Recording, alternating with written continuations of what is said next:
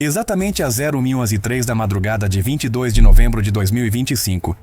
Horário de Kiev, o céu do Donbás não estava escuro, estava carregado, não de nuvens, mas de sinais. Os radares de vigilância de baixa altitude, com antenas como costelas iluminadas pela geada, mostraram o primeiro pulso, pequenos ecos repetidos em padrão de leque. Na consola do centro de operações, uma linha seca abriu o relatório. Lançamento múltiplo a partir da direção sudeste.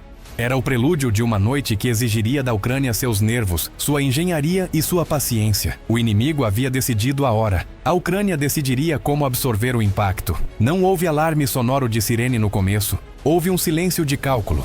10 segundos para confirmar a origem, 15 para modelar trajetórias, 20 para avisar os nós de defesa. Às 01h04, o operador de espectro em Poltava marcou o primeiro enxame. Assinaturas pequenas, perfil FPV e Shahed modificados, altitude rasante, velocidade irregular, o suficiente para confundir filtros. Às 01h06, o panorama se ampliou. Além dos drones, 28 mísseis de múltiplos eixos. Um roteiro de saturação pensado para quebrar camadas. Uma partitura longa feita para cansar, dispersar, obrigar a escolher. A resposta não seria gritar, seria organizar. A defesa ucraniana não respondeu com uma única voz, mas com um coro afinado. Sobre Kiev, baterias Nazans e Iris-T ajustaram suas janelas de interceptação. Em Odessa, um S-300 veterano, com peças remanufaturadas e carinho de oficina, ficou em alerta para alvos altos. Em Lviv, equipes móveis com Stinger e Starstreak ocuparam telhados. Em Mykolaiv, a artilharia antiaérea de 23 mm foi montada em caminhões para atacar a média altitude.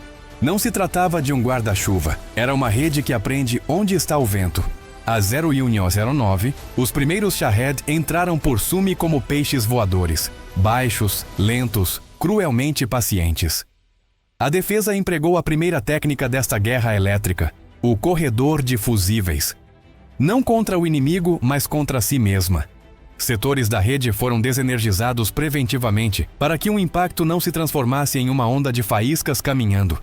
Subestações críticas passaram ao modo ilha, usinas térmicas reduziram carga, baterias de reserva despertaram em silêncio.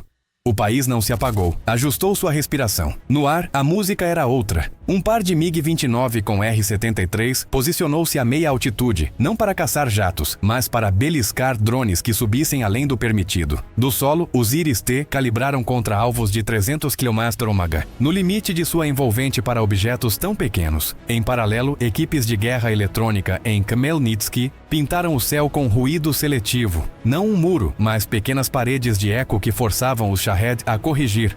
As câmeras térmicas mostravam bocas de calor navegando sobre o campo ucraniano. Cada ponto era um risco, uma subestação, um transformador, um trocador de calor, um trecho de alta tensão exposto. A rede elétrica não é uma linha, é um pulmão. E naquela noite, o pulmão decidiu respirar com menos ar para sobreviver. Operadores em Vinnytsia reduziram a carga de 3 fábricas. Hospitais de Dnipro passaram para geradores a diesel. Estações de bombeamento de água foram para modo prioritário. O país inteiro, 1000 pequenas liturgias sustentando uma palavra grande: continuidade.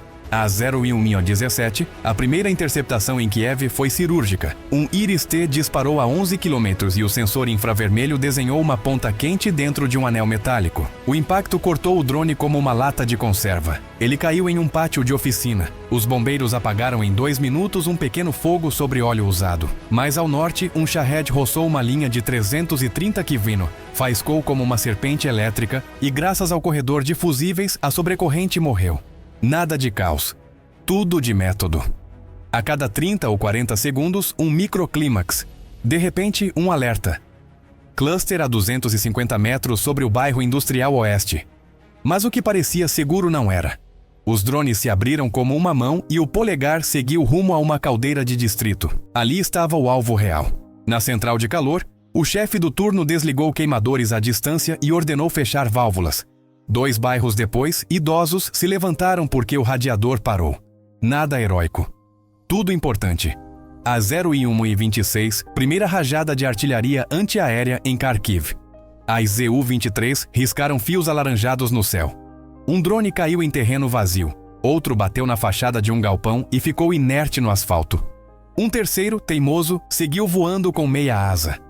Uma caminhonete com sistema Stugna improvisado o viu chegar e o atingiu com carga de fragmentação. No vídeo, ao final, resta só uma silhueta perdendo força como um pássaro doente. A estatística era monstruosa, 405 drones. Isso exigia outra coreografia, a dos revezamentos. Ninguém consegue manter o pulso da mira por 4 horas seguidas. Esquadras trocavam de posição a cada 15 minutos. Operadores de radar mudavam de console seguindo um metrônomo silencioso. Equipes móveis com canhões de 30 mm se deslocavam 2 quadras ao sul, 3 a oeste para evitar padrões. Nos telhados, silhuetas imóveis. Nos rádios, respirações medidas. Entre 0,30 e 0,10, a onda virou país. Odessa ouviu motores que não eram de navio. Cherkasy viu sombras coladas ao rio. Lviv acionou sirenes que não assustam, mas ordenam. Em cada cidade, o mesmo gesto. Reduzir potência, manter hospitais vivos, priorizar água e comunicações, sustentar ilhas que resistem mesmo quando o continente treme. Tecnicamente, cirurgia. Humanamente, resistir respirando por um canudo. Às 0,43, um episódio de manual. Sobre Kiev, 6 Shahed desceram de repente buscando uma brecha entre prédios. Um Nazans, com radar como um olho inquieto, captou a imagem térmica do grupo e esperou o ponto exato de cruzamento. Disparou 2 mísseis, deixou que um fizesse o trabalho e guardou o outro como lição de economia. Cada projétil aqui vale para amanhã. Em paralelo, 2 FPV ucranianos, lançados de uma van, finalizaram os retardatários em segundos. Artesanato moderno.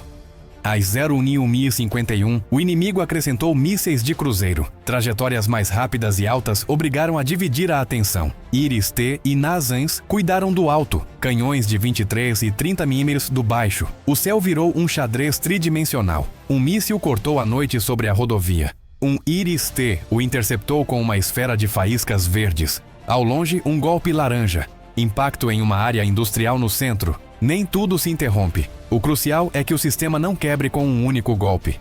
O coração dessa defesa não são os mísseis, é a gestão de energia. Às 0,12 ao 03, o Despacho Nacional ordenou modo inverno antecipado, priorização rígida de aquecimento distrital, hospitais, abrigos e bombeamento. Indústrias não críticas foram para consumo mínimo. Subestações em anel habilitaram rotas alternativas para que um transformador substituísse outro em minutos. Em hidrelétricas, comportas aguardavam o instante certo para estabilizar a frequência. Engenharia, não heroísmo. Às 02 e 12, uma imagem exata. Um Shahed, procurando uma subestação, caiu na armadilha de um campo escuro. Uma área deliberadamente sem luz, criada para atrair e confundir. Ao perder referência, desceu demais e uma equipe com metralhadora de 12,7 mil transformou em estilhaços. Liturgia desta guerra. Poupar um míssil, gastar uma bala pesada, ganhar um minuto de luz. Em Odessa, 02 a ilha 20, drones foram direcionados a uma usina térmica. A usina, velha, remendada, teimosa, fechou válvulas, reduziu caldeiras, transformou sua fumaça em cortina para dificultar a guia visual. Do perímetro, canhões de 30 mi cuspiram fogo controlado. 2 drones caíram no pátio de carvão. Um terceiro atingiu um muro e se apagou entre tijolos. Operários de capacete esperaram 3 minutos após a última explosão antes de tocar no metal. Protocolo gravado nos nós dos dedos. Às 02 e 31, um golpe entrou. Uma subestação no centro recebeu uma ogiva e 2 disjuntores queimaram. Não foi catástrofe, foi ferida. O fogo foi contido em 15 minutos. A energia chegou por uma rota paralela em 12. Ao amanhecer, a mancha negra na brita era lembrança, não apagão. A diferença, brigadas em furgões, materiais pré-posicionados, manuais noturnos colados nas paredes, heróis com luvas dielétricas. Leópolis, 02 às 47. Uma equipe com mampads seguiu literalmente o som. Cortaram o motor e escutaram como pescadores escutam o rio. A hélice do Shahed tem um zumbido nasal. O atirador esperou, respirou, apertou o gatilho. O drone se dobrou como marionete com 2 fios cortados. Caiu em campo aberto. A 100 metros, uma vaca mugiu. A guerra também passa por ouvidos que não sabem nomeá-la. Entre 0,3 e 0,1330, o país foi um tabuleiro com luzes que se apagam e acendem com lógica de cirurgião. Os relatórios falavam da maioria derrubada. Isso é número. E calma, porque mesmo que alguns passem, o sistema absorveu a noite. Em Kiev, bairros a gerador. No leste, caldeiras com menos graus. No sul, linhas em inspeção. O inverno é um animal que se alimenta com método. Às 03h41, caíram as últimas peças da terceira onda. O silêncio não voltou de repente. Chegou cansado. Os operadores fizeram a foto final. Manchas que desaparecem, ecos que morrem. Nos centros de controle, café requentado e listas marcadas a lápis. Abriu-se outra fase. Contar, reparar, restituir. A adrenalina virou ofício. Ao amanhecer, Kiev cheirava a ozônio e café. Avenidas com marcas negras onde um drone se rendeu ao asfalto. Nas redes, traçantes desenhando geometria, o que aconteceu em seguida deixou todos em choque. Inscreva-se para acompanhar esse confronto.